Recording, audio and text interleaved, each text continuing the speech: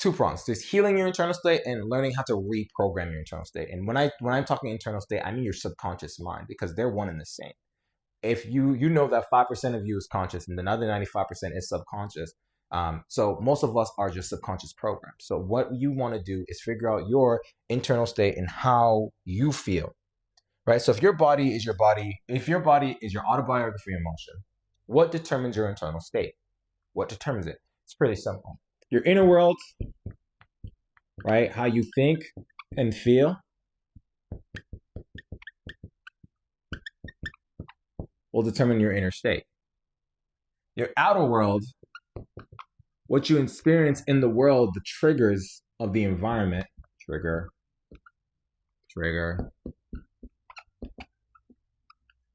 will also determine your inner state. But also the state of your body will determine your internal state.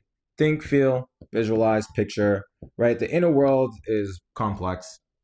Not that complex, right? The biggest thing is knowing that your imagination and the sub-localizations, right? Sometimes you see pictures in your mind and sometimes you hear voices. Some of us don't, but that's another story for another time.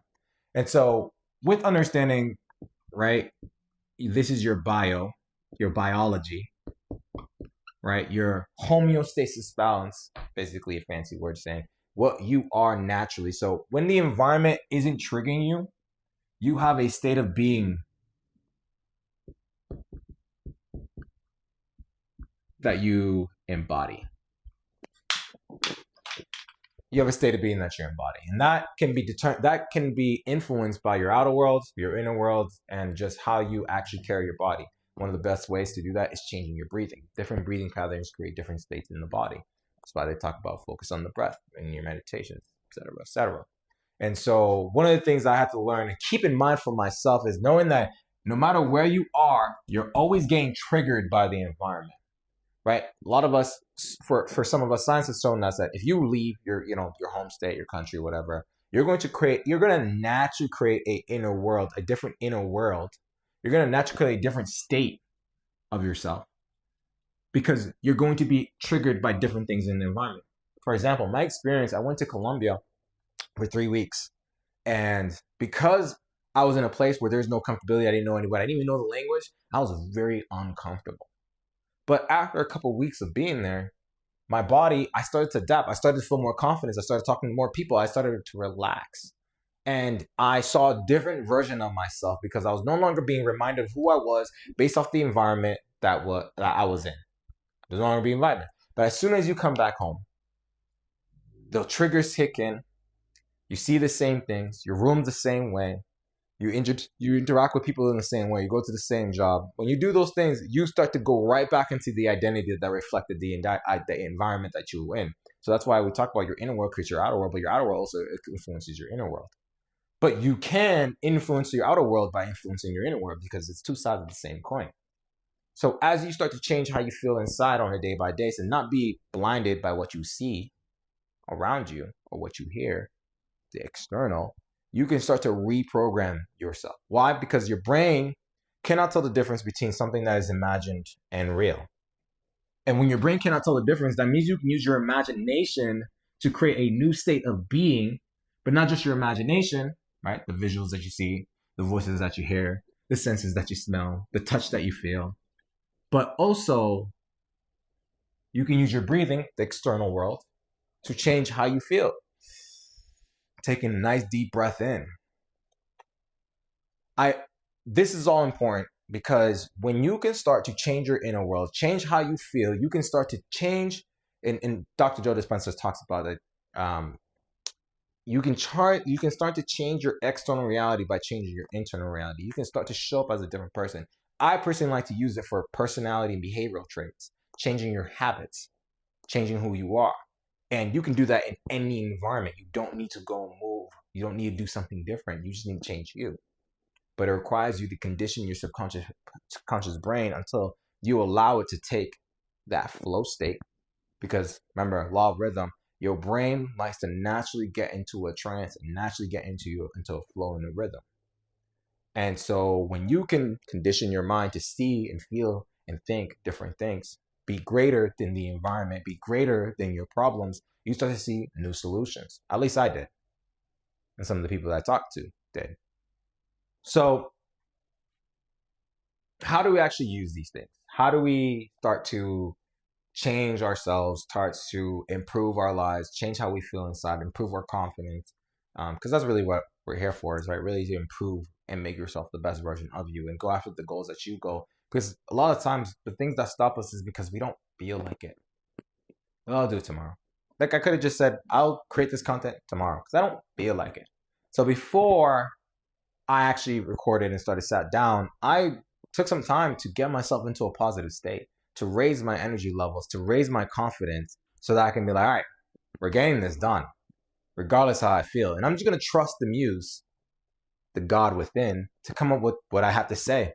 This is not scripted. I got some bullet points to help me kind of keep on track, but most of it is just really off the top because I've studied this stuff. I've learned it. I spent the last couple years just teaching myself how to change the nervous system, how to improve oneself. I used it to hit the gym. I used it to do a new career. I'm using it now to work on my communication skills on social media and showing up content wise. Might as well talk about the thing I like, right? So here was the key thing here I want you to realize, right? In the environment, you are getting triggered all the time. Just what it is. You're going to get triggered by the environment. That's how the environment works. There's things around you are being nurtured constantly, whether you want to or not. Your subconscious brain is picking up on all the things in your room, in your life, in your relationships. It's picking on it all subtly, and you're not consciously aware of it. That's what it is. That's how your brain works. And what you want to do is start keeping tabs of the behaviors that you don't want to actually do no longer, the bad ones, the ones that actually just make you feel like shit. Because at the end of the day, we want to replace the things that make you feel like shit and keep the things that make you feel good about yourself. So what I mean by TABS is an acronym me and my cousins came up with to help us with our own programming and help us identify some of the areas where we're lacking in our behaviors, right? So you have triggers in the environment. So what's the trigger? What's causing you to feel the way that you're feeling and behaving in that certain way, right? You got to gain awareness of that trigger. Okay? For myself, video games. I used to love this game called Apex Legends. And honestly, it got to a point where I played it so much that I'd see it in my own mind. So before I could even start my day, I would see it, me playing the game in my mind, based off of me looking at my Xbox, right? That was an environment. It's part of my environment. I look at the Xbox, the trigger came in. I became aware. I wasn't aware, right? But a behavior happened because I saw something in my mind, me playing the game. So because I saw it, I acted out that behavior. Now, the key thing is, was I satisfied with that behavior that I took? No, because I didn't get anything done that day. I said I was going to work this Saturday. And yeah, I played the whole day playing video games. So I had to make a change. What's my trigger? Oh, my Xbox. Okay, what am I going to do to make sure that I don't see that trigger of the Xbox? I actually took it apart, hid the pieces, forgot about them, and I wouldn't touch it because then I didn't see the trigger. It took some time for the program to kick in, right? Because a lot of hit not a rhythm. It's going to take time before the program kicks in, but I no longer felt the trigger as much. I was aware of the trigger, what was going on. I saw the behavior that I was associated with it, and I asked myself, was I satisfying the person that I wanted to be, the ideal version of myself? That's why I always say, get clear on who you want to be ideally. How do you want to be remembered? Because it's only in the actions that we take today where we can start to build the life that we want in the future. All right? Be transformed by the renewing of your mind. You sacrifice this version of yourself for that new version tomorrow. Like the phoenix, you shall rise. You want to do that for anything that you don't want to do anymore. And guys, I'm going to say it again. Habits take time to break because it took time to create them. Don't expect 21 to 90 days. Expect a lifestyle change. This is who you are now. But be aware. What's the trigger? Get awareness of it. What's the behavior it's giving you? And are you satisfied with that behavior? Is it adding to your positive pile or is it adding to your negative pile? Now, this is gonna be the key. Like, this is all good in theory, guys, right? I'm telling you about the things that I did here's some of the theory. Like all of it's really good.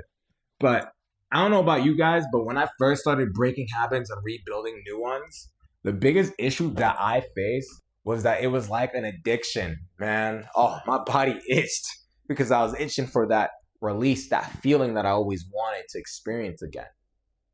But I realized you have to learn how to redirect and satisfy your internal needs in new ways.